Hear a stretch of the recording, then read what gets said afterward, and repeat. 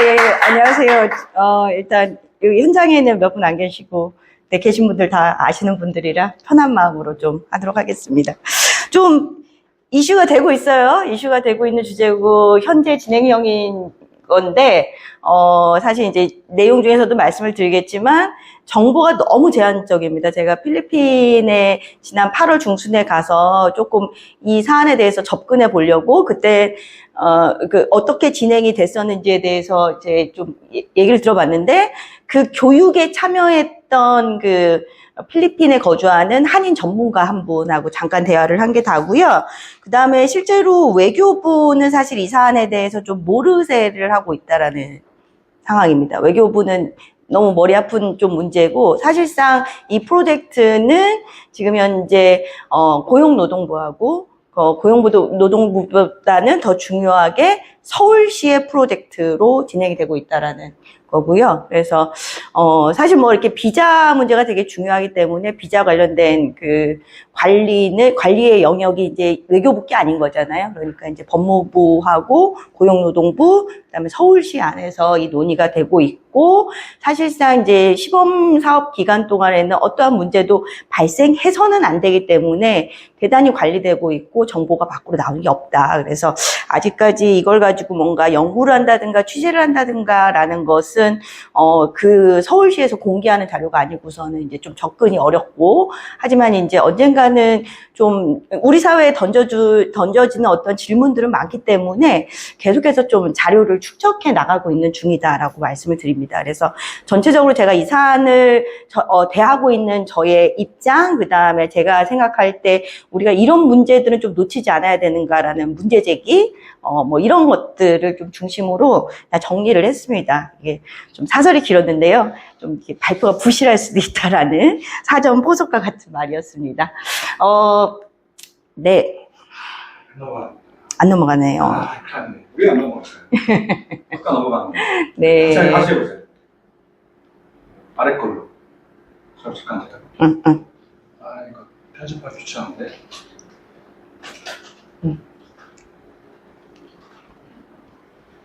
지난주에 이렇게 잘 모르겠어요. 그러니까 서울시는 필리핀에서만 받아들인 거죠? 네, 지금 시범 사업을 할 수 있는 데가 필리핀밖에 없고, 실제로 지금 이제 서울시가 요구하는, 우리 정부가 요구하는 어떤 그 내용들을 이렇게 대응해 줄 수 있는 국가가 유일하게 필리핀밖에 없습니다. 필리핀 자체가 이제 전 세계에 이제 가사 노동자를 보냈던 역사가 워낙에 길기 때문에 그런 상태죠. 그래서 이제 전체적으로 제가 말씀드릴 주제는 필리핀 가사 도우미 도입의 맥락에 대해서 이제 전체적으로 어떤 식으로 전개됐는가, 그다음에 어떤 프레임 속에서 움직여지는가이고, 그다음에 이런 이렇게 사적인 영역에 들어오는 외국인 노동자는 사실 이제 우리 사회에 던져질 수 있는 질문이 되게 많은데, 실제로 이게 어떤 문제 해결에 대한 어떤 반응이라면 이 사업을 추진했던 사람들이 가장 먼저 이렇게 내세운 그 명목은 저출생에 대한 대응이다라는 얘기거든요. 근데 과연 이게 상호 매칭되는 문제와 대응이었냐라는 것에 대해서 좀 질문해 볼 필요가 있고요.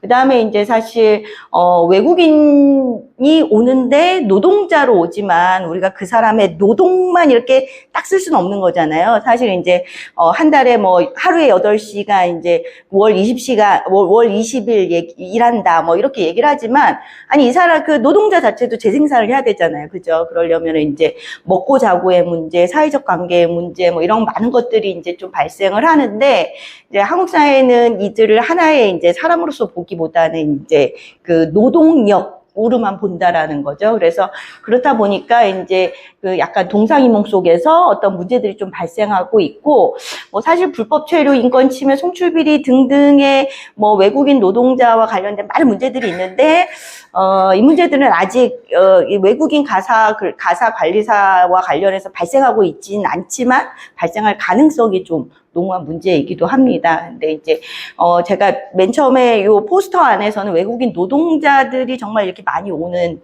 시대 우리는 어떤 생각을, 어떤 자세를 가져야 될 것인가에 대해서 좀 생각을 해봤는데요. 좀 이렇게 슬래시를 꼭 붙여야 되는 게 노동자, 노동력뿐만 아니라 이들도 한국 사회에서 경제활동가, 사회활동가, 뭐 다양한 비경제적인 활동을 하는 주민일 수밖에 없다라는 얘기를 우리가 놓치지 말아야 된다라는 다소 노모티브한 얘기를 하려고 합니다. 네, 뭐 필리핀 가사도우미 도입과 관련한 논의를 좀 어떻게 전개됐는지 살펴보면 제가 이제 전 직장에서 뭐 나름 전 직장이 가지고 있는 그 프렌치의 식탁이라는 매체를 통해서 12월 말에 좀 요런 칼럼을 하나 쓴 게 있어요. 100만 원 필리핀 이모님은 오지 않는다. 뭐, 이렇게 제목을 저렇게 세게 쳤는데, 뭐 일단 여기 이제 여러 가지 이제 좀 숨겨진 말들이 있긴 있는데, 일단은 100만 원이라는 프레임이 되게 작동을 하고 있는, 저임금이 작동을 하고 있는데, 100만 원으로 가능하지 않다라는 게 하나가 있고요. 그 다음에 사실 제가 맨 처음에 요 칼럼 제목을 제가 냈을 때는 연내에 오지 않는다. 사실 이제 오세훈 시장이 처음에 이 아젠다를 던진 건 2022년 9월에서였거든요. 그러니까 그 국무회의에 본인이 참석해서. 그러니까 이제 사적인 자리에서 이 얘기를 참 많이 했지만 이 얘기가 정말 본격화된 거는 왜 국무회의는 사실 대통령하고 장관들 참여하는 회의인데 이제 그 특별시군구 그 시도 이상의 이제 그 지방자치단체장들이 참석을 하잖아요. 근데 이제 오세훈 시장이 국무회의에서 이 반어를 했다는 것도 좀 주목해 볼 필요가 있는 것 같습니다. 근데 이제 이렇게 말하고 난 다음에 이제 조정원 의원이 저 당시만 해도 아직은 이제 시대전환의, 저희 국회의원이었는데, 이 양반 뭐 나름 되게 이렇게 진보적인 사람이라고, 뭐 세계은행에서 일했다, 뭐 이런 이력을 가지고, 뭐 새로운 진보 이런 얘기를 하면서 정치에 입문을 했는데, 이분이 2023년 3월에 가사노동자법 관련된 개정안을 내는데 여기서 뭐냐면은 가사노동에 있어서 외국인이 들어올 경우 최저임금을 차등 적용하자라는 제안을 하는 법안을 이렇게 발의를 합니다. 물론 뭐 통과는 안 됐죠. 논의조차 되지 않았습니다. 바로 받아서 이제 윤 대통령이 국무회의에서 이것을 이제 대통령의 아젠다로 얘기를 하고요. 그 다음에 이제 동시에 오세훈 시장이 2023년 5월에 이제 시정 브리핑을 하는 거죠. 시정 브리핑을 하면서 이제 가장 이날의 그 가장 핵심적인 것은 외국인 주민 정책 마스터 플랜입니다. 그러니까 여기서도 뭐냐면 가사 노동자와 관련된 아주 좁은 이슈가 아니라 서울특별시에서 살아가고 있는 외국인 전반, 그 지방자치단체의 수장으로서 서울시에서 살아가고 있는 외국인들과 관련해서는 여기서 마스터 플랜이라고 하면 이들도 그러니까 여기서 이제 생활자 측면인 거잖아요. 생활자면서 이제 서울시에서 노동을 하고 뭐 사회생활을 하는 사람들에 대한 얘기니까 여기도 뭐 그 출입국 문제뿐만 아니라 비자 스테이터스 그다음에 뭔가 이제 생활상의 편의의 적용 관련된 아주 두꺼운 보고서 중에 아주 하나의 부분으로서 이제 외국인 가사 노동자와 관련된 얘기들이 시작을 했다라고 하죠. 그다음에 이제 아주 그러면 속도감 있게 진행이 됩니다. 고용노동부 로드맵 그다음에 이제 사회계획이 아니라 시행계획이겠죠? 시행계획이 발표되고요. 23년 5월에, 그 다음에 그에 따라서 이제 7월 말에 공청회가 열리고, 그 다음에 이제 9월에 바로 고용노동부가 시범사업을 하겠다라고 하면서, 한국에서 이 시범사업을 핸들할 업체를 모집한다라는 공고가 9월 15일 날 나는데, 9월 16일 날 바로 2개 업체가 이름이 딱 공개가 됩니다. 네. 그렇게 되고요. 그 다음에 이제, 그리고 나서도 이제 2023년에 계속해서 이 필리핀 측과 이제 뭔가 이제 그 논의 협상의 과정이 쭉 진행이 됐었는데요. 사실은 그 즈음에 어떤 일이 있었냐면은, 우리가 이제 외국인 노동자들이 이제 합법적으로 들어오는 것 중에 이제 EPS 제도인 고용허가제로 들어오는 거 말고, 시즈널 그 워커라고 해가지고, 아직은 이제 농업 영역, 이렇게 1차 산업에 이제 국한되어 있는 영역에 이제 이렇게 계절 노동자라고 불려지는 그분들이 들어오잖아요. 근데 이제 필리핀 쪽에 사실은 그 계절 노동자 송출을 좀 담당하는 필리핀에 있는 뭐 한인도 있고 한국을 잘하는 필리핀 현지인들도 있는데 브로커들이 너무 과도하게 그 브로커리지를 챙긴다. 그다음에 실제로 이제 해남군과 몇 군데 한국에서 계절 노동자로 와 있는 필리핀어들이 이제 아예 그 필리핀 대사관에 너무 심하다, 여기. 뭐, 준비도 안 되고, 우리가 노동착취 당하고 있다, 뭐. 이런 류의 이제 투서가 들어가면서, 계속 이제 작년 하반기에는 그런 류의 문제가 이제 되게 있었습니다. 그 다음에 이제 상반기 중에 여전히 이제 우리 정부하고 이제 필리핀하고의 계속해서 이렇게 어떤 협상의 과정이 있었고요. 어쨌든 이제 필리핀에도 뭐냐면은 우리로 치면 이제 산업 인력을 양성하는 어떤 국가 기관이 있는데 그곳에서 아주 특별하게 이제 한국행을 염두로 한 케어기버와 관련된 양성 과정 코스가 이렇게 만들어지고요. 그걸 통해서 이제 필리핀에서 100여 명의 어떤 그 현지인들이 지원을 해서 그 교육 과정을 받는 과정이 6월에서 7월까지 진행이 됐습니다. 사실 이제 되게 우여곡절하고 사실 좌초될 위기가 있긴 있었는데도 오긴 왔죠. 여기까지 오기는 왔습니다. 네. 그래서 이제 말씀하신 이제 8월 6일에 100명의 이제 선발된 인원이 이렇게 왔고요. 그 다음에 이제 강남구 모처 고시원에 100명이 있습니다. 업체는 이제 제가 정확하게 이름은 기억이 안 나는데 하나가 이제 대리주부라는 앱을 쓰는 업체고요. 휴 생활 스토리인가 아마 그랬을 거예요. 근데 거기가 이제 70명, 휴브리스인가 하는 업체가 이제 30명 이렇게 관리를 하고 있습니다. 그리고 이제 한 달간의 이제 국내에 들어와서 국내 안에서의 교육을 받고 9월 3일 시범 사업이 개시가 됐습니다. 요거는 이제 서울시가 원하는 가장 아름다운 그림이겠죠. 집도 아주 커 보이진 않는 이런 집인데 그것도 이제 되게 어린 연령대 아기가 있고 이 아기를 이렇게 상냥하게 안고 있는 이 필리피나가 이제 딱 일하기 시작한 첫날 이제 좀 100명 중에서 한 분이 이제 선택이 돼서 이런 사진이 이제 유포되고 있고요. 이외에 아직까지 이제 일주일 지난 거니까 이제 뭐 나올 건 별로 없는데요. 일주일 지난 거니까 아직까지 뭐 사진이 서울시 측에서 이제 제공이 되거나 이런 거 있지는 않습니다. 근데 나름 이제 제가 대리주부 앱을 좀 들어가 봤어요. 일주일 됐잖아요. 네, 일주일 됐는데 사실은 평이 이제 하나 둘 이렇게 이 대리주부라는 앱을 통해서 이제 70명이 매칭이 돼요. 70명의 노동자. 그다음에 사실은 이제 보니까 한 집에서 8시간 노동이 잘 없더라고요. 4시간씩 이제 쪼개서 두 집을 뛰는 것 같은 뭐 이런 집들이 이제 되게 많은 것 같은데 어쨌든 대리주부 앱에 들어가서 이제 거기가 나름 실시간으로 그러니까 이 대리주부를 통해서 이 노동력을 활용해 본 경험이 있는 유경험자 집에서 이분들이 이렇게 후기를 씁니다. 후기를 썼는데 그 후기 제가 어쨌든 일주일밖에 안 되지만 하나 둘 셋 넷 다섯 여섯 일곱 명의 그 필리핀 노동자에 대해서는 평이 나와요. 근데 이제 평이 좋습니다. 청소 너무 잘한다. 일찍 오더라. 그 다음에 아이랑 잘 놀아주더라. 뭐 이런 거. 지금 4시간 했는데 6시간으로 할 수 있나요? 사실은 4시간, 8시간 이렇게 했는데 2시간 추가를 하고 싶어 하는 그 욕구들이 좀 많더라고요. 그래서 이게 어쨌든 아직까지는 뭐 공개되는 정보로는 순항을 하고 있다. 하고 있고요.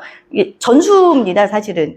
거기에 이제 계속 후기가 올라오는데 이렇게 됩니다. 근데 이제 사실 제가 이거를 볼 때 뭐 좋네. 그래서 이제 하긴 했는데 여기서 이제 제가 좀 주목해 주셨으면 하는 게 이들은 뭐라고 불려지냐면 매니저라고 불려집니다. 이 업체에서도 그렇고 가구에서도 그렇고 이들의 이름은 매니저입니다. 이들의 직책은 매니저라는 이름으로 불리고 있습니다. 네. 근데 이제 오세훈은 왜 했을까? 그냥 단도직입적으로 생각을 해서요. 저는 사실은 이게 우리나라의 뭔가 문제 해결에 대한 대응으로서 뭔가 정책이 나왔다기보다는 저는 감히 말하지만 이거는 오세훈의 대권 프로젝트다. 대권 프로젝트로서 이제 대권 주자로서 본인이 해결하기 위한 한국 사회의 어떤 그런 고질적인 문제 중에 저출생을 골랐고 저출생에 대한 어떤 대응 방안으로서 이 사업이 뭔가 이제 도구적으로 선택이 되었다라는 의심을 좀 강하게 합니다. 이거 여기서부터 이제 저의 내피셜이기도 하고요. 어쨌든 저는 보니까 이제 이렇게 볼 수밖에 없는 게 있습니다. 이제 가정으로 이제 투입되기 전에 실제로 이제 국회에서 간담회가 열렸어요. 그래서 이렇게 외국인 근로자가 국민 모두가 이제 윈윈할 수 있는 뭐 그런 것들을 위한 어떤 도입 정책을 하는데, 이 가사 관리자의 핵심은 지금 임금입니다. 이 세미나 임금입니다. 그래서 뭐냐면은 사실 지금 해봤는데 자기는 100만 원에 하려고 정말 무진장 노력을 했는데, 홍콩과 싱가포르에서는 83만 원, 41만 원에서 78만 원 사이에서 해결이 되는데, 자기도 그래서 100만 원으로 맞춰보려고 했는데 지금 현재 한국 법 때문에 안 된다. 법을 바꿔야 되는 이슈가 있으니 국회의원 당신들과 뭔가 얘기를 했으면 좋겠습니다 라고 얘기를 합니다. 그래서 지금과 같은 비용이라면 지속하기 어렵다. 그래서 끊임없이 요거를 하나의 이제 아젠다로서 한국 사회에 계속 던지려는 그 차기 대권주자 중 완어부 대민 오세훈의 어떤 새로 계속되는 노력들이 좀 보여지고 있는 게 아닌가라는 생각이 저는 들고 있습니다. 네. 사실 이 사안을 보고 있는 저도 이제 되게 복잡해요. 이제 보통 그렇잖아요. 우리가 지역 연구자들이, 저는 우리 동남아 케에서 한국의 동남아 연구자 그룹이 보통 이제 자기가 전공한 나라 전문가로 불리거든요. 저는 이제 필리핀 갖고 박사 논문을 써가지고 한국에서 이제 필리핀 전문가예요. 근데 이제 자기가 연구한 나라에 대해서 우리가 이제 한 20년 이제 막 하다 보면은 정말 애도 있고 증도 있습니다. 사랑하면서도 막, 정말. 미치겠다, 막 이런 요령들이 있는 게 이제 우리 사실이잖아요. 우리 연구 대상에 대해서. 사실은 잘 돼야죠. 저도 제가 이제 무슨, 뭐 정치적인 색깔이 좀 다르다고 해서 이 사람 망해라 이러지는 않습니다, 저는. 그래서는 모든 것들이 사람과 사람이 만나는 거기 때문에 이제 이왕 시작된 거 이제 좀 잘 돼야 되는데, 왜 이렇게 오타가 많을까요? 잘 돼도 걱정이고, 또 문제가 생기면 더 걱정입니다. 더 걱정이 되는 게 있는데, 이제 가장 중요한 건 뭐냐면, 지금까지 사실은 한국에서 우리 눈에 들어오는 외국인 노동자들은 많은 경우, 이렇게 이를테면 이제 서울에서 도시민으로 살아가고 있는 소비자의 정체성으로 대도시 시민으로 살아가는 우리 눈에 잘 안 보이는 영역들이 주로 있었어요. 제조업이나 건설업이나 아니면 농업, 다 저 멀리 있는 어떤 노동들이잖아요. 근데 이제 그런 사람들이 이제 서비스 영역으로 들어온다는 거죠. 사실 이제 2023년부터 요게 이제 우리나라 EPS가 확대가 돼서 이제 식당에서도 외국인 노동자를 합법적으로 쓸 수 있거든요. 사실은 그 전까지, 우리 식당 가면 있는 동포들 말고 이제 좀 이게 동남아스러운 친구들이 저기 우리가 안면도 이렇게 조개구이집 갔는데 이렇게 캄보디아 애들이 이렇게 친구들이 이렇게 일을 보고 있다? 그거 다 불법이었었거든요. 네. 근데 이제 합법의 영역으로 EPS에서 활용 가능한 노동의 그 범주에 서비스업이 들어오기 시작을 했습니다. 2023년부터.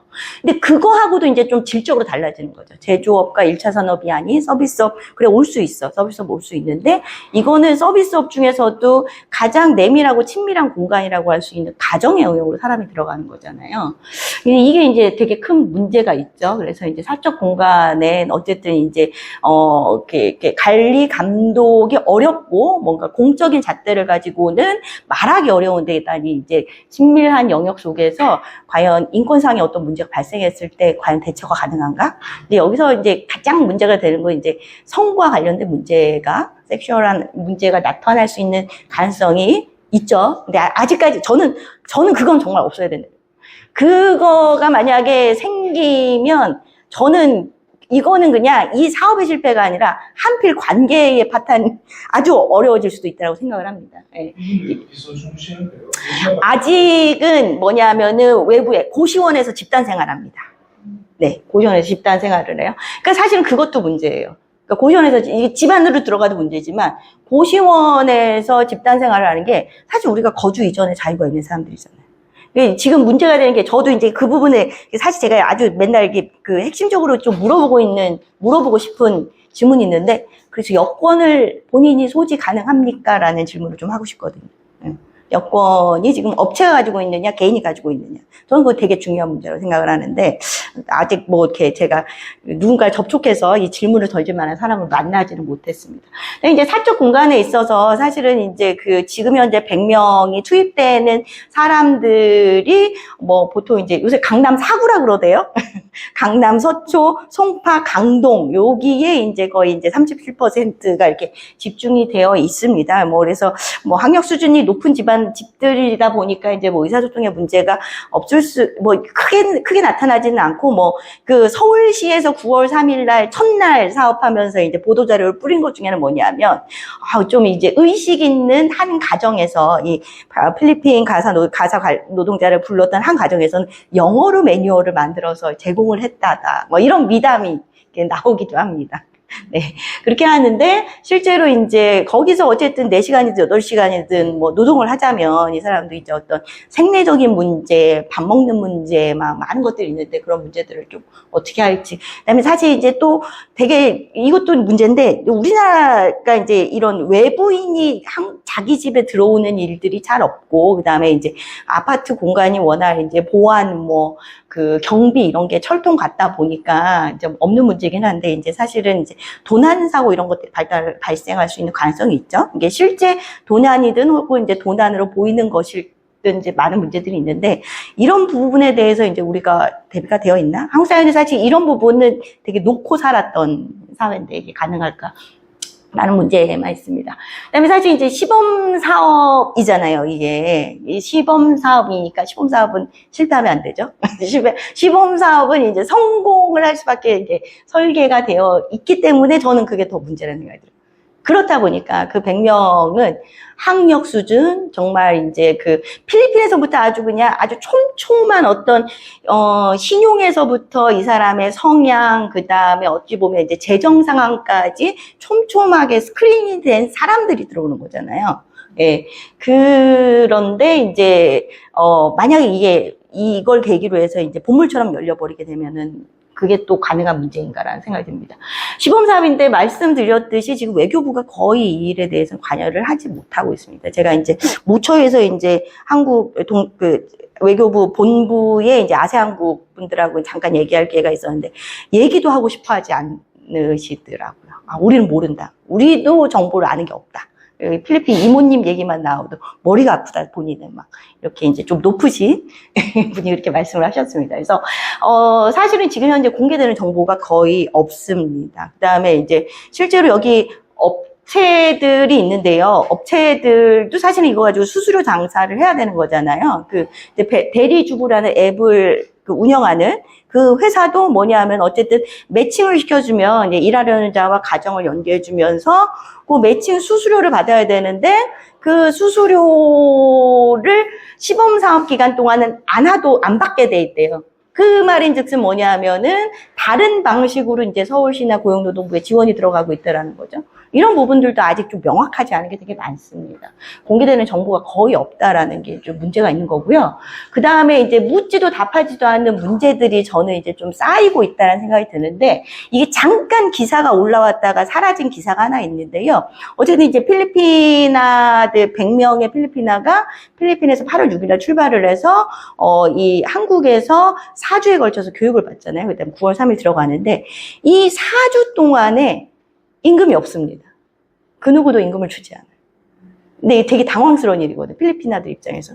자기는 여기 와서 자기 시간을 쓰고 있는데, 내가 정해진 그 약속된 노동에는 아직 투입되지 않았지만, 자기는 시간과 어쨌든 이제 공부하는 것 자체도 이제 그 노동의 준비라면 그 준비를 위해서 뭔가 시간과 노력을 들이고 있는데, 이 부분에 대해서 임금이 미지급됐고, 이 부분에 대해서는 잠깐 문제처럼 이제 기사가 하나 올라왔다가 바로 사라지는 문제가 있는 것 같더라고요. 그래서 이게 거의 시작이지 않을까라는 좀 걱정이 있습니다. 그다음에 사실은 이제 6개월 이후 시범사업 참여자들의 운명에 대해서 좀 생각을 해볼 수밖에 없는데, 적어도 EPS가 이제 적용되고 그 제도가 도입되고 난 다음에 외국인 노동자는 한국에 들어오면 아주 큰 문제가 있지 않은 이상은 4년 10개월은 있을 수 있단 말이야. 4년 10개월을 버티기 위한 선행 투자들이 있는 거잖아요. 그러니까 EPS 토킥 한국어 시험을 보아야 되고요. 시험을 보기 위해서 학원도 다녀야 되고, 막 이런 것들 있잖아요. 그 다음에 어쨌든 이제 외국으로 나오기 위해서는 사실은 이게 보증이라든가 뭐 이런 보험도 들어야 되고요. 그 다음에 이제, 어쨌든 다운 페이먼트를 꽤 많이 하고 나옵니다. 그래서 그 다운 페이먼트를 보통 이제 우리가 그 외국인 노동자들이 퉁쳐서 5년이나 그러면 1년치 임금은 거의 그 다운 페이먼트 비용에 이렇게 상응이 되는 거거든요. 근데 6개월 후에 일단 돌아가야 되거든요. 그럼 이건 본전이 없는 거잖아요. 이랬을 때 이제 이 문제들이 어떻게 될까라는 생각이 듭니다. 그다음에 사실은 이 사업이 이게 좀 열려 있어야 되는데 문제는 뭐냐면 6개월 후에 필리핀 정부는 6개월 후에 우리는 이 사업을 평가해보고 제로베이스에서 다시 얘기를 해야 된다. 뭔가 많은 조건들에 대해서 이런 입장이라면 정부는 이미 내년 상반기에 이 사업의 성공을 발판으로 1200명 돌봄 영역에서의 노동력 도입을 이미 선언을 했습니다. 그러니까 사업은 이제 시작인데 사업은 이미 성공한 것으로 간주가 되고 성공을 할 수밖에 없는 구조 속에서 이제 굴러가게 된다라는 거죠. 그다음에 이제 다른 한편에서는 어쨌든 이제 그 보수이 이제 빨간당 쪽에서 이제 계속해서 이제 아젠다를 거는 게 최저임금을 차등화하려는 시도가 이제 진행이 되고 있는 거죠. 그래서 이제 아주 이 오세훈 시장의 그 발언 중에서 계속 나오는 게 그겁니다. 홍콩 83만 원만 준다더라. 싱가포르는 48만 원에서 71만 원이면 된다라는 얘기를 계속 합니다. 근데 이제 여기서 이제 말하지 않는 비용들에 대해서 문제 제기를 안 할 수가 없는 거죠, 저는. 사실 아는 사람들 다 알아야 되는 건데, 이 말씀드렸던 출발 전에 준비 비용들. 노동자들이 이제 그들의 국가에서, 모국에서 출발하기 전에 이제 내야 되는 이제 많은 비용들, 준비해야 되는 비용들에 대해서 말하지 않고 있고요. 그 다음에 사실 홍콩과 싱가포르의 경우에는 기본적으로 가정 내에서 모든 생활이 이루어집니다. 그러니까 숙박비와 식비가 따로 들지 않는 거예요. 주인집에서 다 해결을 할 수 있는 구조인데 우리는 이 비용이 다 있는 거잖아요. 그죠? 이 비용이 그 최저임금 플러스 알파 속에서 이제 들어가 있는 거고, 그 다음에 사실 이제 싱가포르는 외국인 가사 근로자를 집안에 들이기 위해서는, 집주인이 반드시, 고용주가 반드시 사전 교육을 받아야 되고요. 보험 비용도 그 집주인이 내야 됩니다. 예. 그 다음에 이제 사실상 업체가 중간에서 끼기 때문에 업체들의 중개 수수료의 문제, 뭐 이런 것들에 대해서 말하지 않는 비용들이 대단히 있는데, 이거를 제해해 놓고서 계속해서 100만 원 얘기를 하는 건 의도적이라고밖에 할 수 없는 거죠.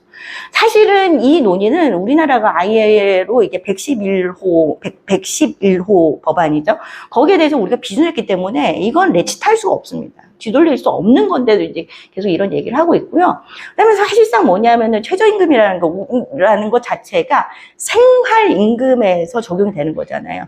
뭐 이를테면 이제 도시생활자가 노동을 제공했을 때 그 사람이 이제 도시 안에서 다른 한편 생활하기에 필요한 어떤 최저의 임금 속에서 이제 최저임금이 결정이 되는데, 그러니까 생활임금을 이들이 살아가고 있는 곳이 아니라, 너는 저 나라에 그 나라에서 얼마 받았으니까 그만큼만 받아라고 얘기하는 건 사실은 이거는 사후성의 원리에서 이제 당장 문제가 되는 거죠. 이 말은 뭐냐면은 외국에서 일하고 있는 정말 외노자로 일하고 있는, 우리도 외노자 많은 거잖아요. 그가 전문직이건 그가 뭔가 이렇게 그 낮은 그 스테이터스의 사람이건 간에 관계없이 제외 한국인한테, 그럼 이를테면은 이제 그 실리콘밸리에서 일하는 그 직원한테 한국 수준으로 받으세요 라고 할 수 없는 거잖아요. 이건 이제 사후성의 원리를 생각해서도 이게 그러니까 우리의 제외 국민은 그 나라에서 이제 그 외국인 노동자라는 사실 자체를 망각하면 이런 문제가 계속 발생하지 않을까라는 생각이 들고요. 그럼에도 불구하고 뭐냐면은 이 최저임금 차등화를 통해서 사실 이들이 생각하고 있는 게 뭐냐면 합법적인 EPS뿐만이 아니라 한국에 이미 들어와 있는 유학생들을 그 과거에 이제 산업연수생하고 되게 비슷하게 이제 좀 값싼 가격으로 이제 그 돌봄 시장으로 유인할 수 있지 않을까라는 어떤 계획이 있지 않을까. 이런 그 가능성들을 열어놓고서 끊임없이 최저임금 차등화를 법제화하려는 시도가 아마 대선 때까지 쭉 가지 않을까라고 이제 좀 생각을 하고 있습니다. 네, 그래서 이제 한국 보면요. 사실 이제 그러면 우리가 지금 당면에 있는 문제들에 대해서 이제 좀 살펴볼 필요가 있는데, 사실 우리가 이제 외국인 노동자 불러들이기 시작한 지 오래됐죠. 보니까 91년에 제도가 도입이 돼서 94년에 처음으로 중소기업 인력난 대응을 위해서라는 목표하에 21개 제조업에 연간 2만 명씩 이때부터 들어왔습니다. 근데 이때 이제 딱 1년이었어요. 1년 근무하고 1년 연장할 수 있는 것. 그 다음에 이제 뭐 연차가 이제 좀 쌓이면서 2000년대 들어오면은 이제 요게 2년 근무 1년 연장까지 이제 확대가 되기는 하죠. 근데 이제 계속해서 나왔던 게 이제 워낙 사업장 자체가 이제 영세하다 보니까 나올 수 있는 인권 유린의 문제, 그 다음에 불체자의 문제, 뭐 이런 것들이 이제 좀 계속해서 문제가 됐었고, 그래서 이제 뭐냐면은 고용허가제라는 제도가 이제 2004년에 도입이 되고, 기왕에 진행되던 산업연수생 제도가 2006년에 이제 최종적으로 마감이 되거든요. 그래서 2007년부터는 외국인 노동력과 관련돼서는 통합 고용허가제가 이제 되고 있는데, 이 고용허가제의 핵심은 뭐냐면 정부와 정부가 MOU를 맺는다는 거예요. 아무나 받는 게 아니라 MOU를 맺은 16개의 국가들만 온다라는 거예요. 그다음에 그 국가의 어떤 노동력의 수준, 그다음에 그들이 보낼 수 있는 인력이 어떤 업종에 이제 적합한가 뭐 이런 것들을 이렇게 다 나눠요. 16개국이 온다고 해서 이 사람들이 쭉 가는 게 아니라 뭐 이를테면은 서비스 영역으로 못 오는 그 국가군들이 있습니다. 네. 그런 것들이 있고요. 그 다음에 이제 고용허가제는 그래서 뭐냐면 우리가 보통 4년 10개월이라고 하는데 사실은 이것도 3년입니다. 3년이 기본이고 재계약을 할 때, 최초 재계약 때 이제 1년 10개월을 한다는 거죠. 근데 사실 이게 5년을 이상을 정주를 하게 되면은 이제 이게 정주권이나 영주권의 문제로 가는 게 이제 국제적인 어떤 관례이기 때문에 5년이 되지 않도록 이 제도를 이제 좀 운영 중이고요. 현재 16개국. 근데 여기서도 나오지만 우리나라가 EPS와 관련된 제도를 제일 먼저 체결한 국가가 필리핀입니다. 필리핀이 이제 EPS 이루었고요. 왜냐하면 이제 필리핀에서는 사실은 인력 송출 자체가 하나의 경제 산업입니다. 뭐 이제 많은 얘기 들으셨다시피 이제 뭐 그 나라 GDP에 이렇게 공식적으로 한 9%, 뭐 비음성적으로는 이제 더 많은 포션이 바로 이제 외국에 나가 있는 이제 재외 필교민들, 필리핀 노동자들이 보내주는 송금이 바로 이제 이 나라를 먹여 살리고 있는 돈인 거죠. 예, 그 다음에 이제 고용허가가 되니까 이제 공식화되는 거기 때문에 일단은 여기서 핵심은 뭐냐면 부당차별 금지입니다. 노동과 관련해서는 내국인과 동일한 노동법을 적용받는다라는 게 있고요. 그 고용허가제로 들어오는 외국인들은 이제 비자가 2개가 있는데, 하나는 이제 일반적인 외국인들이고요. 16개국에. 그 다음에 H2는 이제 주로 중국하고, 그 다음에 이제 중앙아에서, 우즈벡에서 오는 그 노동자, 우즈벡, 뭐, 키르기스탄, 그 다음에 이제 조만간 타지키스탄도 온다는데, 재외 동포의 경우, 방문 취업 비자라는 형식으로 이렇게 들어올 수 있습니다. 12년에는 또 이제 제도가 한 번 또 확대가 되는데, 소위 말하는 성실 외국인 그 재입국 특례제라고 해서 사장이 이제 보증을 해주면은 4년 10개월을 끝나고 난 다음에 무조건 나가야 되거든요. 그게 법적인 것을 다 준수하면 나가야 되는데, 나간 다음에 1개월이 지나면 다시 입국할 수 있게 해주는 거예요. 여기서 이제 그 고용주가 다시 부르면. 그래서 이제 최장 9년 8개월까지 일할 수 있는 거죠. 근데 이제 사실은 코로나 때 우리가 외국인 노동자가 못 들어오는 상황을 이렇게 하고, 또 이제 코로나 직후부터 이제 한국 사회에서 정말 저출생과 관련된 문제가 정말로 사회적으로 뜨거운 문제가 되면서, 고용허가제, 저출생 문제뿐 아니라 이제 노동력 전체에 무슨 문제가 많이 생기면서, 고용허가제를 좀 많이 바꿔야 된다라는 문제의식이 이제 코로나 직후부터 생겼습니다. 사실 코로나 때도 무슨 얘기가 있었냐면은, 우리가 이제 어쨌든 불체자가 한국에 한 40만 정도 되는데, 이 불체자라고 부르지 말고, 우리 미등록 외국인이라고 부릅시다. 그래서 이제 그들을 이제 백신 맞으러도 데리고 나와야 되고 막 이래서 아무튼 이제 어떤 유화책들이 있었고, 그래서 뭐냐면 고용허가제 2023년에 어떤 얘기를 하냐면, 이들을 그냥 10년 하고 젊은 시절 일하고 돈 벌어서 떠나는 게 아니라 좀 장기 체류하게 하자. 10년 플러스 알파를 할 수 있는 구조를 만들자. 그 다음에 심지어 뭐냐면은 E9에서 E7으로 비자 스테이터스를 바꾸면 E7의 가장 핵심적인 권리는 가족이 동반할 수 있습니다. 그러니까 보통 이제 외벌이로 있는 게 아니라 가족을 초청할 수 있다는 게 되게 중요해져서 요런 업종이 되게 많이 생기고요. 그다음에 2023년서부터 서비스업이 추가가 되면서 이제 어떤 생활의 영역에서도 도시에서도 이제 외국인 노동자들을 훨씬 더 많이 볼 수 있는 구조가 만들어졌다는 거. 그다음에 이제 조선 경기가 살아난다고 하는데 우리가 이제 그 대우조선 사태를 겪으면서 이제 조선소 노동자들이 많이 사라졌잖아요. 그래서 이제 조선업 전용 쿼터를 연간 5,000명씩 하겠다라는 게 이제 2023년에 또 확 바뀐 지점 중에 하나입니다. 그래서 이민자 실태를 보면은 사실은 이민자 외국인들 요거는 자료 그냥 이게 요런 고용조사를 그 법무부에서 매년 하고 있고요. 보시면 되는데, 여기서, 사실 이건 되게 합법의 이제 영역에 들어와 있는 사람들이라, 이게 뭐 그냥 수치적으로만 보시면 될 것 같아요. 근데 문제는 여기에 있는 거죠. 미등록, 불법 체류자. 여기 사실 보면 여기도 이렇게 기사인데, 여기 세계일보 기사인데, 국내 불법 체류 외국인이라고 하죠. 그냥 저는 미등록 거륜이라고 일부러 제목을 좀 뽑아봤는데요. 2023년에 말에 집계된 게, 우리나라가 사실은 섬이잖아요. 한번 들어오지만 나가지 않으면, 이 사람은 안 나가고 있다라는 게 카운팅이 되는 나라지 않습니까? 그러다 보니까 이제 지금 42만 3,600, 저 숫자가 42만 3,675명의 이제 그 미등록, 불법 체류, 이제 체류 기간을 넘겨서 지금 계신 분들이 저렇게 되고 있고요. 아시다시피 이제 태국이 우리나라랑 지금 무비자 상태이기 때문에 태국이 가장 많고요. 그 다음에 베트남, 중국, 몽골, 필리핀, 요 순서입니다. 예. 근데 전체 외국인의 그 비중으로는 이제 16.9% 정도가 지금 이제, 이렇게 체류 자격, 이 없는 상태에서 이제 미등록으로 있는 거라는 걸 좀 알 수 있죠.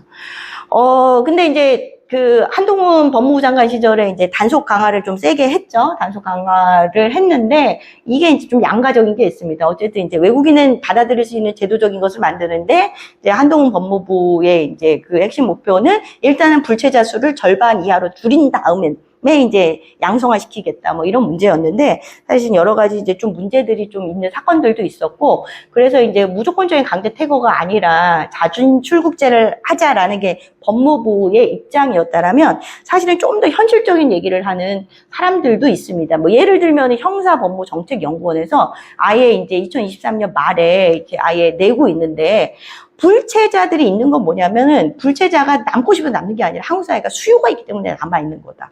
라고 얘기를 하는 거죠. 그래서 그다음에 사실 이제 이 사람들이 정말 노동력만 제공하는 게 아니라 이들도 한국이라는 영토 안에서 생활자이기 때문에 이들의 직간접적인 생산 효과를 우리가 무시할 수 없다. 그래서 이제 법 체계 안으로 이들을 끌어들이기 위한 노력을 좀 해야 된다라는 얘기를 이제 좀 하는 사람들이 있고요. 이런 게 불체자에 대해서도 뭐냐면은 필요하다.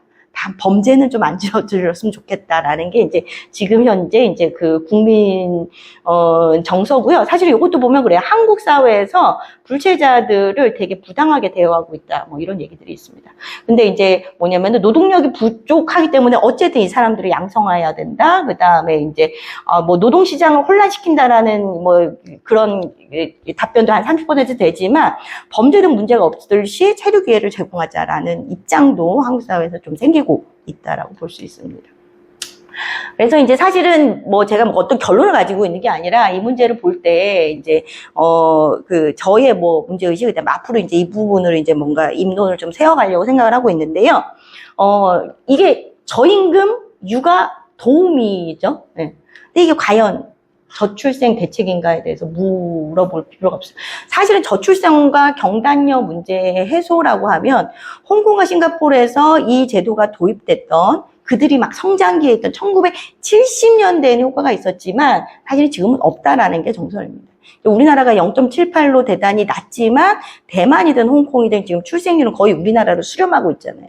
1 이하로 떨어지고 있는 상태에서 이미 홍콩 대만에서 이게 저출생에 대한 대응은 아니다라는 것이 저출생으로 이것을 도입한다라면 이것은 뭔가 앞뒤가 맞지 않은 문제와 그 대응 방법이 이렇게 사맞지 아니하는 그런 대안이라는 게 나와 있습니다.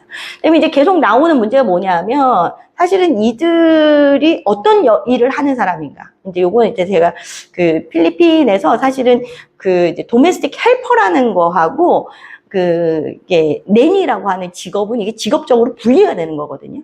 직업적으로 분리가 되고 있는 건데 한국엔 이게 이제 아직까지 뭉뚱그려져 있는 거죠. 이게 사실은 이제 모호한 것 자체가 전략이었던 것 같습니다. 모호하게 남겨놨는데 기본적으로 한국에 들어오시는 분들은 육아를 중심으로 해요. 근데 거기에 뭐냐면 단 육아와 관련된 부수적인 가사 노동은 할 수도 있다라는 조항이 있는데 이 부수적인 것의 그 영역이 모호하다라는 거죠. 이렇게 하고 그다음에 한편에서는 사실은 이 수요가 강남에 좀 있긴 합니다. 영어하는 이모님이 우리 집에 온다. 그러니까 애들이 아주 어린 애기들이 아니라 초등 학년기 애들, 유치원 애들한테는 영어로 대화해주는 이모가 나타난 것 같은 효과를 좀 구하는 사람들도 있습니다. 그다음에 이제 요게 제가 이제 이 자료 준비하다가 이게 동아일보의 사회부 데스크가 쓴 칼럼이거든요. 이틀 전에 나왔는데 이분이 갑자기 이러는 거예요. 필리핀 이모에게 아이 맡기고 야근하는 사회는 과연 바람직한 거죠. 동아일보가 왜 이러지? 그래서 제가 너무 재밌어서 이제 좀 따와봤는데 사실 이제 내내 얘기하지만 저출생에 대한 대책은 이렇게 값싼 육아 도우미를 듣는 것은 대단히 즉자적인 거고 사실 많은 사람들이 이게 뭐 여성학이든 가정학이든 뭐 사실상 경제학자들도 얘기하는 게 이 직장에서는 효율성을 제고하고, 그러니까 노동시간을 줄이더라도 노동 효율을 높일 수 있는 방안들을 찾아내고, 오히려 더 필요한 거는 가정에서 아이와 더 많은 시간을 보내는 것이지, 아이를 필리핀 이모한테 맡겨놓고서 나는 늦게까지 야근할래. 이런 사회는 아니지 않는가라는 이런 대립되는 어떤 논의가 계속 있는 것 같습니다. 다시 한번 정리를 하면 마지막인데요. 사실은 이 시범사업명을 제가 이제 이걸 찾아봤어요. 서울시에서 고용노동부에서 외국인 가사 관리사 사업입니다. 네, 여기서 이제 저도 이 문제 의식이 있었는데 오늘 보니까 어제 한용원 님인가 그 ILO 그 코디네이터 하시던 분이 이제 칼럼을 쓰셨던데 저랑 생각이 너무 똑같더라고요. 이제 이들은 노동자인가 매니저인가. 대리주부에서도 제가 아까 처음에 말씀드렸죠. 매니저라, 우리 매니저님이라고 부르는데 이게 이제 사실 플랫폼 노동에서 나올 수 있는 문제랑 같은 거죠. 노동자인가 아니면 이제 자영업자인가. 이 문제가 있는 거죠. 그러니까 이제 실제로 이 사업명도 그렇고 이들이 이제 움직여지는 그 플랫폼 안에서도 케어기빙을 하는 워커가 아니라 하우스홀드 매니저로서 이들에게 계속해서 어떤 정체성을 부여하고 있습니다. 그다음에 다른 한편 뭐냐면 노동자는 노동만 하나 노동하는 기계인가 어쨌든 서울 안에서 살아가야 되는 주민인데 우리는 이들을 주민으로 받아들일 계획이 있는가라는 문제는 좀 더 이게 진지해져요. 왜냐하면 이미 한국 사회가 외국인 노동력을 대하는 방식 자체가 단기 인력을 장기 체류화시키고 성실 흉년이라는 그게 있지만 어쨌든 이제 정주화로 계속해서 방향을 틀고 있는데 여전히 이제 이 돌봄 영역 이렇게 사적 영역에 들어오는 외국인 가사 관리사라는 이름 붙인 노동력을 주민의 영역으로는 띄워주지 않으려는 시도가 계속 있어서 좀 걱정이고요. 그다음에 이제 개인적으로 저도 사실은 돌봄 노동에 대해서 비자를 좀 열어줄 필요가 있다라고 저는 생각을 하는데 돌봄 노동이 필요한 게 육아뿐만은 아닌 거잖아요. 한국 사회에서는 사실은 이제 초고령화도 똑같은 문제이기 때문에 이걸 더 사적으로 푸는 방식으로 만들 것이죠. 그 차별 임금제를 도입하자 차등 최저임금을 적용하자라는 거에서는 뭐도 있냐면은 사적 계약을 하게 만들자라는 거예요. 노동이 아닌 사적 계약을 하게 만들자라는 문제들, 그런 방안들도 이제 음성적으로 얘기를 막 하시는 분들이 있는데, 이건 더 사적으로 가는 게 아니라 더 사회적으로 가는 방식이어야 되지 않을까라는 생각을 하고, 개인적으로 저는 그냥 개인 의견인데, 돌봄 노동을 한국 사회에 도입해야 된다라면 육아보다는 노령자, 그다음에 이제 개별 가정보다는 어쨌든 집합 시설로 가서 노동자성을 인정해주는 방식이 먼저 좀 자리 잡아야 되는 게 아닌가라는 생각이 있습니다. 어쨌든 이들은 단순히 노동력으로 오는 게 아니고요. 재생산을 해야 되는 노동자고 한국에서 이제 먹고 자고 필요한 것들 소비를 해야 되는 소비자이고 같이 살아야 될 주민인데 우리가 이 부분에 대해서 이 복잡한 문제를 단순히 이제 저임금이라는 것에 갇히지 않고 논의할 준비가 있는지 좀 성찰해 볼 필요가 있지 않을까 생각을 합니다. 여기까지 하겠습니다. 네.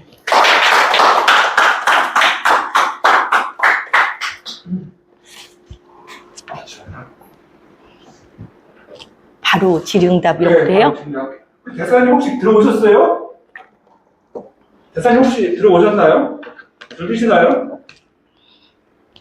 안 들어오셨나 보다. 야, 이거 너무 들어오셨는 것 같기도 하고, 나가신 것 같기도 하고. 자, 이렇게 켜면 보이겠죠? 네, 켜면 보이겠죠.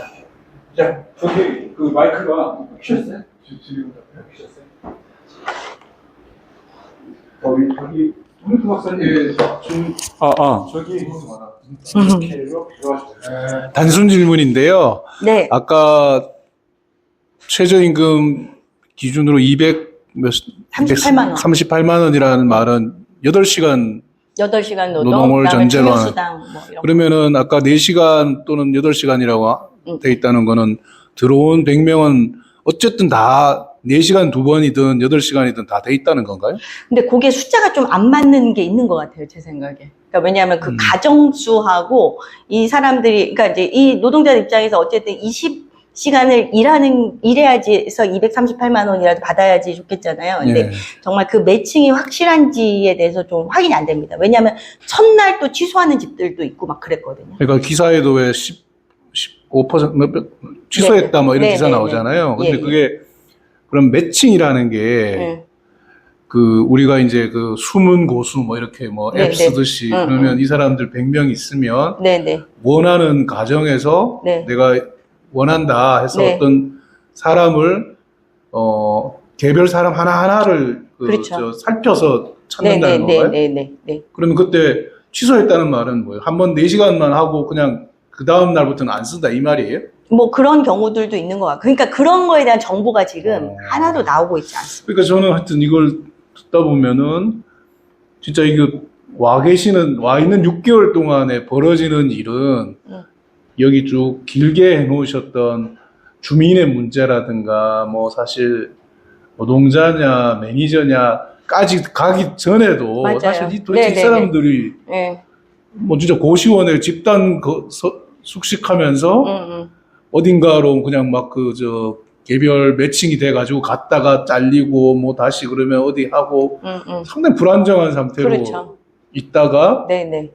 가야 되고 또 8월 달에 교육받은 건 뭐 임금도 안 준다고 네네. 뭐 했는데다가 그래서 지금 이게 진짜 아까 사고 나면 안 된다고 하는 말도 하셨지만 이 6개월간의 경험이 서로 간에 국가적으로나 개인적으로나 무슨 고시원 같은 데서 쓰고 그러는데. 네네. 예. 네. 지금 고시원에 예. 그러니까 그 상황 자체를 지금 정확하게 파악하고 있는 건 서울시밖에 없다 이 말인가요? 그렇죠. 공적 네, 기관에서. 네, 네. 그러면 언제 그 시범 상황이 끝난 직후에 뭐 중간 발표를 한 번쯤은 하겠죠. 한 달 지나면 그래도 기자회견 그러니까요. 뭐 이런 거 하지 예. 않겠어요. 그러니까 그거는 더군다나 아까 1200명 내년도 상반기에 뭐 하겠다라고 한다는 말은 10배 이상으로 늘린다는 네, 거고. 네. 이런 게 업체들이다가 돈만 벌으려고 그러고. 애들 또 무슨 조폭들이 떠나가지고. 예. 그 업체들이 어떻게 하느냐 그게 제일 중요한 건데 제대로 꺾지 않아서 애들 건강한 애들도 잡아가고. 그래서 저는 하여튼 뭐 아까 처음 시작하실 때 정보가 너무 없다라고 네, 하는 네. 말이 되게 중요한 것 같아요. 네네. 그래서 이게 뭐 찔끔찔끔 그냥 뭐 기사가 나오거나 칼럼이 나오거나 이런 수준이 아니라 지금 말씀하신 것처럼 뭐 예를 들면 한 달 또는 3개월 되는 시점에 이거는 정확하게 좀 정보가 네, 공개돼야 된다. 네, 그리고 당사자들의 어떤 뭐랄까 경험이랄까 요청이나 이런 것들도 훨씬 좀 공적으로 이렇게 전달돼야지 그냥 진짜 지금 말씀하신 그 상황 정도라면 네. 뭐 앱 수준에서 막 서로 막 왔다리 갔다리 하는 그런 수준에서 6개월 있다가 가라 이건 그렇죠. 진짜 그 위험 요소가 정말 많은 사업이라고 저는 생각을 합니다. 네. 아유, 사실은 제가 오늘 아끼는 동태모로 한 명이 동태모로로 출국을 했습니다. 네. 이틀 전에 네네.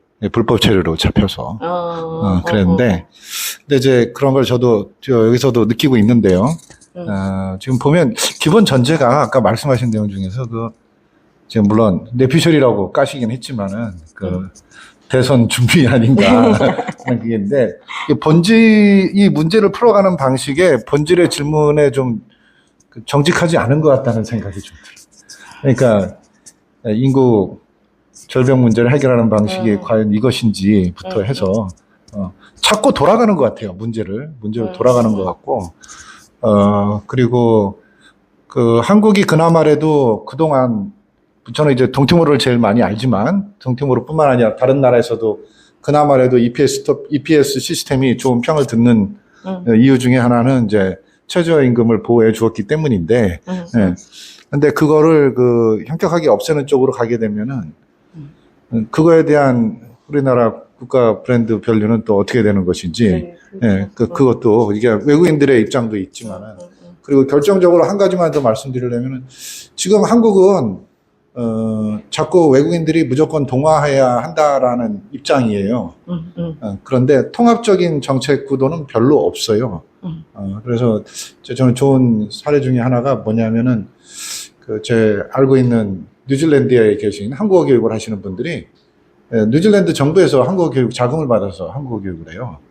이제 그 이유가 이제 뉴질랜드에 존재하고 주민으로 사는 분들은 한국어도 뉴질랜드의 한 문화의 한 부분이니까 그것을 지원을 한다는 거죠. 근데 한국은 지금 뭐 듣기 좋게 말해서 용광로 이론이지만은 이게 제대로 잘 안 섞이거든요. 이게 안 섞이기 때문에 한국인들이 되려 공부를 해야 될 필요가 있는데 예를 들면 고용주가 그 학습한다는 내용이 굉장히 중요한 포인트인 것 같아요. 그래서 통합적인 관점을 한국인들에게 어떻게 교육시키고 있느냐 그런 관점도 한번 고민할 필요가 있는 것 같습니다.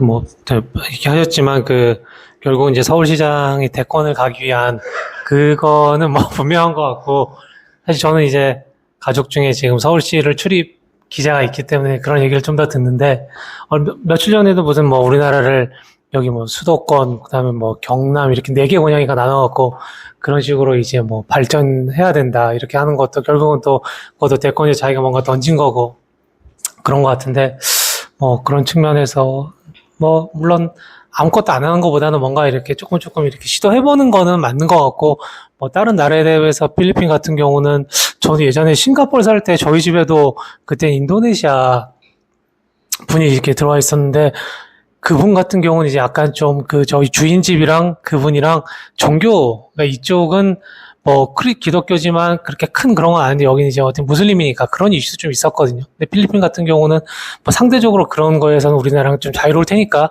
제일 뭐 처음에 조금 시범적으로 해보기는 뭐 가장 환경이 좋은 나라인 건 맞는 것 같은데 뭐 말씀하셨지만 그런 약간 뭐라 그럴까 동기가 그렇게 뭐 건전하다 그렇게 보기는 좀 힘들 것 같고 그냥 제 경험적으로 아까 그 정조화 얘기 말씀하셨는데 제가 사는 아파트에도 몇 개 동이 있는데 특이하게 약간 아랍계 저 어느 나라인지 모르겠는데 중동으로 보이는 가구가 2가구가 있더라고요.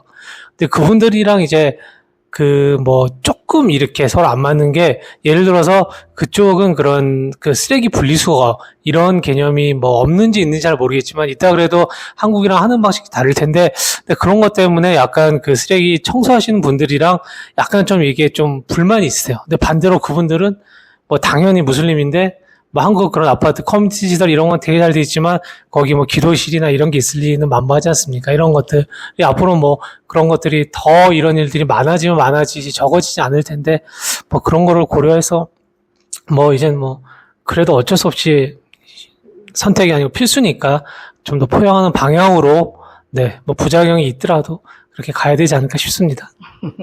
여기는 부작용이 있다고 해도 가야 되는 입장이잖아요. 네네. 그러니까 이게 사실은 네. 조금 이제 그러니까 저도 질문이 요약하면 이건데 그러니까 민주당 정권은 외국인 노동자 정책에 대해서 별 고민을 안 하잖아요, 별로. 그쵸. 왜냐면 약간 규제 위주니까 국내 노동자를 먼저 생각하잖아요. 그렇지 않나요? 그렇지 않을걸요? 그렇지 않아요? 아니 그게 아니라 네. 외국인 노동자를 산업용이 아니라 가사까지 확대할 생각을 안 한다는 거죠. 그렇죠. 그렇죠. 그건 그렇잖아요. 그러니까 이제 한동훈이나 오세훈이나 국힘이나 지금 현재 용화대라든지 그쪽의 입장은